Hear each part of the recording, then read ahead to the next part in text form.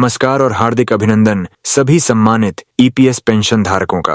आप देख रहे हैं राष्ट्र और मैं हूं आपका अपना साथी। दोस्तों, आज हम आपके लिए कुछ ऐसी बेहद महत्वपूर्ण और ताज़ा खबरें लेकर आए हैं जिनका सीधा संबंध आपके जीवन और आपकी वित्तीय सुरक्षा से है। इन खबरों में एक ओर है उम्मीद की किरण, दूसरी ओर है संघर्ष की बुलंद आवाज और साथ ही है सरकार द्वारा उठाए गए ठोस कदमों का पूरा विश्लेषण। आज की चर्चा कई स्तरों पर महत्वपूर्ण है क्योंकि इसमें ईपीएस 95 पेंशन धारकों को लेकर आया गया ऐतिहासिक फैसला, बकाया भुगतान यानी एरियर की व्यवस्था, महंगाई भत्ते का नया प्रावधान और कर्मचारियों के संघर्ष की गूंज शामिल है। तो चलिए शुरू करते हैं उस सबसे बड़ी खुशखबरी से जिसने देश भर के 71 लाख से अधिक पेंशन धारकों के चेहरे पर एक नई मुस्कान ला दी है। भाग 2, ईपीएस 95 ऐतिहासिक पेंशन वृद्धि, क्या, कब, क्यों और कैसे। ईपीएस 95 पेंशन धारकों के लिए सबसे बड़ी चर्चा न्यूनतम पेंशन को RS 1000 से बढ़ाकर RS 7500 प्रतिमाह करने पर केंद्रित है, जिसे 2025 में व्यापक रूप से प्रस्तावित और मीडिया वित्तीय प्लेटफॉर्मों पर रिपोर्ट किया गया है।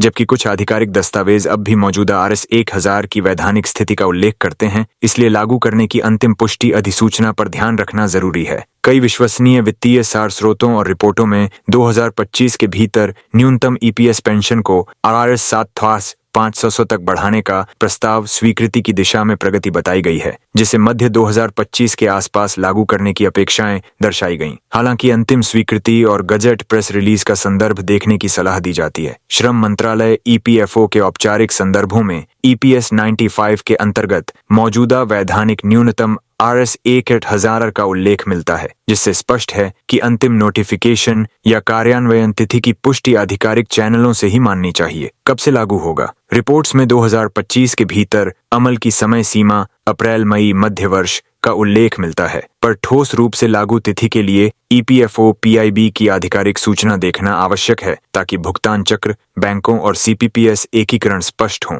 एरियर बकाया कैसे मिलेगा? कई कवरेज व्याख्याओं में पेंशन वृद्धि के साथ एरियर के चरणबद्ध भुगतान का अनुमान अपेक्षित ढांचा समझाया गया है, पर यह तभी निर्णायक होगा जब ईपीएफओ भुगतान सूची, महीनावार शेड्यूल और ब्याज की शर्तें जारी करेगा। इसीलिए एरियर से जुड़ी जानकारी ईपीएफओ के प्रेस नोट आदेश से ही मान्य मानी जाए। कौन होगा पात्र? ईपीएस 95 में कम से कम 10 वर्ष का योगदान, ईपीएफओ सदस्यता और यूएएन पीपीओ सत्यापन जैसे आधारभूत मानदंड प्रचलित हैं। उच्च पेंशन से जुड़े आवेदन विंडो, 2014 पूर्व रिटायरी और बाद की स्पष्टताएं ईपीएफओ सीबीटी के निर्णयों पर निर्भर करती हैं। इसलिए व्यक्तिगत पात्रता ईपीएफओ पोर्टल और यूएएन लॉगिन से जांचना सर्वोत्तम है। विभिन्न सार संसाधन, 60 माह औसत वेतन, RS 15,000 की वेतन सीमा जब तक अधिक अंशदान न हो जैसे नियमों का उल्लेख करते हैं, पर गणना न्यूनतम सीमा बढ़ने पर बेस फॉर्मूला से ऊपर न्यूनतम लागू हो जाता है। अंतिम पेंशन वही होगी जो नोटिफाई न्यूनतम योग्य फॉर्मूला से अधिक हो। पेंशन गणना का फॉर्मूला संदर्भ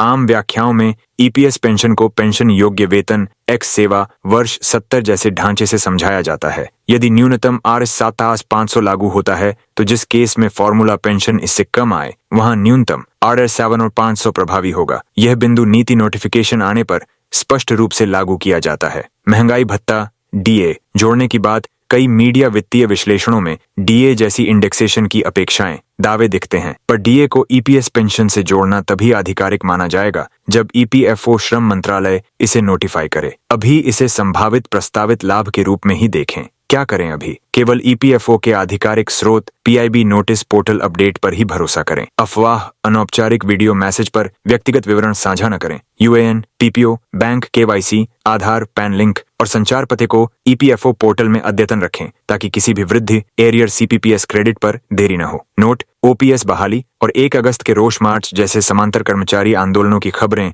2025 में प्रमुख रही हैं। यदि चैनल में अगले पार्ट्स में ओपीएस, रोष, मार्च, ईडीएलई बदलाव जोड़ना हो तो सत्यापित स्रोतों का हवाला देकर रखें, जैसे अटेवा एनएमओपीएस के 1 मार्च की कवरेज और ईडीएलई। अधिकतम RS 7 लाख कवर के अद्यतन नियम। ईपीएस 95 में मासिक पेंशन की गणना का मानक फॉर्मूला है पेंशन और हर्ष, पेंशन योग्य वेतन एक्स पेंशन योग्य सेवा 70, जहां पेंशन योग्य वेतन का अर्थ अंतिम 60 महीनों का औसत मूल वेतन प्लस डीए कैप तक ही है, और पेंशन योग्य सेवा न्यूनतम 10 वर्ष से ऊपर राउंड ऑफ नियमों के साथ मानी जाती है। 60 माह का औसत, सुप्रीम कोर्ट के बाद की व्याख्याओं गाइडेंस में अंतिम 60 महीनों का औसत वेतन पेंशन योग्य वेतन माना जाता है। पहले 12 महीनों का औसत था जिसे 60 महीनों में स्थानांतरित किया गया है। राउंड ऑफ नियम 6 माह या अधिक होने पर सेवा वर्ष ऊपर की ओर पूर्ण वर्ष माना जाता है। 6 माह से कम होने पर उस वर्ष का भाग नहीं जुड़ता और 20 वर्ष से अधिक कुल सेवा पर 2 वर्ष का बोनस एडजस्टमेंट नियम भी व्याख्याओं में बताया जाता है। RS 15,000 की सीमा सामान्यतः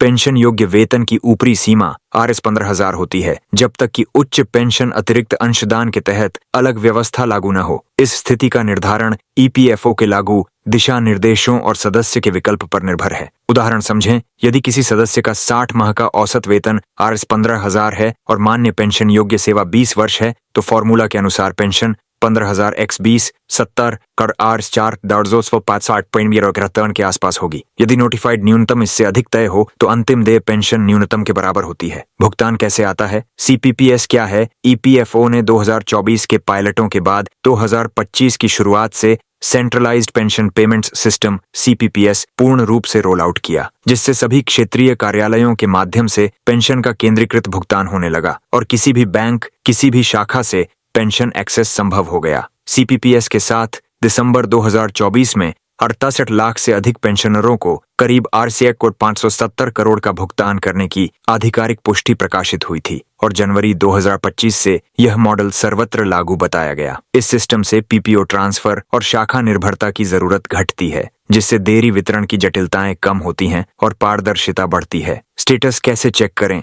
UAN PPO से EPFO पोर्टल के पेंशनर्स सेक्शन में नो योर पेंशन स्टेटस विकल्प के माध्यम से PPO नंबर, टर्मफिस ID चयन कर वर्तमान स्थिति ऑनलाइन देखी जा सकती है। सदस्य सेवाओं गाइडों में 5 स्टेप प्रक्रिया दी जाती है। EPFO पोर्टल पर जाए, पेंशनर्स पोर्टल में प्रवेश करें, नो योर पेंशन स्टेटस चुनें, अपना ऑफिस ID PPO दर्ज करें और गेट स्टेटस पर क्लिक करें। प्रैक्टिकल चेकलिस्ट, PPO नंबर और UN क्रेडेंशियल्स सुरक्षित रखें। पोर्टल एक्सेस के लिए आवश्यक हैं बैंक KYC, आधार पैन लिंक और संचार पता अद्यतन रखें ताकि CPPS के अंतर्गत मासिक क्रेडिट में कोई अड़चन न हो। महत्वपूर्ण सावधानी, गणना फॉर्मूला, सर्विस राउंडिंग और 60 माह औसत वेतन जैसे तकनीकी बिंदु EPFO FAQ और विश्वसनीय व्याख्याओं में समान रूप से दिए गए हैं। किसी भी नीति, परिवर्तन, न्यूनतम पेंशन अपडेट को लागू मानने से पहले EPFO PIB की अधिसूचना देखें। एरियर, सत्यापन, पात्रता जांच, गणना और DA पूरा व्यावहारिक मार्गदर्शन। सबसे पहले अच्छी खबर यह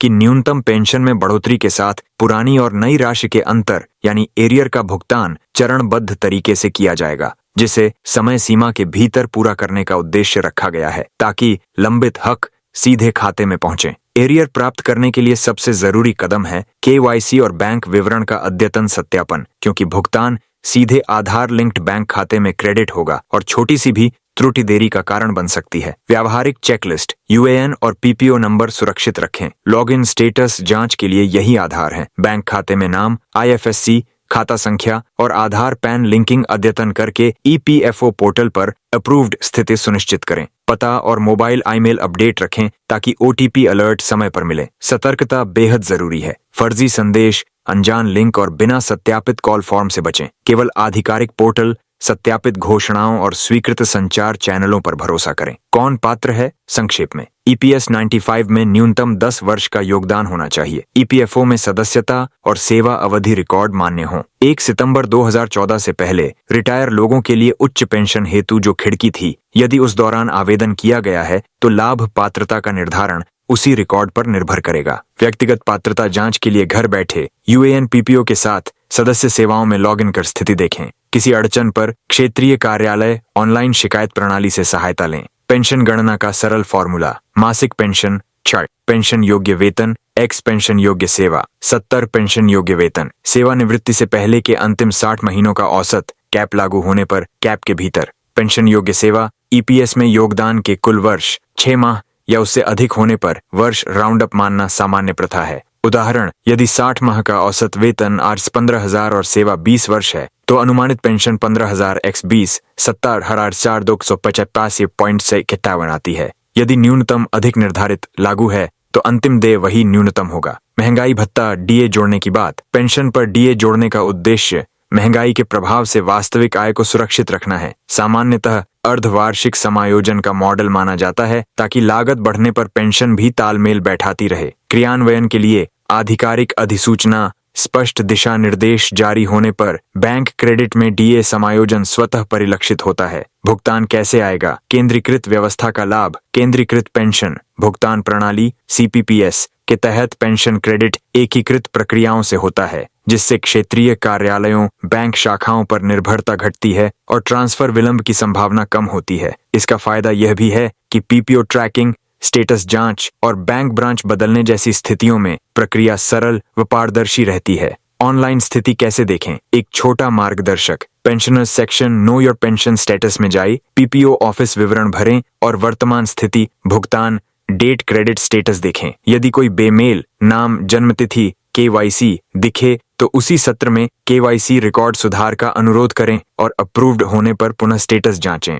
दर्शकों के लिए त्वरित कार्रवाई सूची। आज ही EPFO पोर्टल में लॉगिन करके KYC बैंक विवरण सत्यापित करें। UAN, PPO, आधार, पैन, पता और मोबाइल ईमेल अपडेट रहें। एरियर, नई पेंशन और DA के क्रेडिट अलर्ट के लिए SMS ईमेल नोटिफिकेशन सक्षम करें। किसी भी संदिग्ध कॉल लिंक पर जानकारी न दें, केवल आधिकारिक स्रोतों पर भरोसा करें। अंत में, अगर यह जानकारी उपयोगी लगी तो इस पार्ट को लाइक करें, अपने व्हाट्सएप ग्रुप्स और परिवार के साथ शेयर करें और चैनल को सब्सक्राइब करके बेल आइकन दबाएं ताकि पेंशन, एरियर, DA और पात्रता से जुड़ी हर अगली अपडेट सबसे पहले मिले।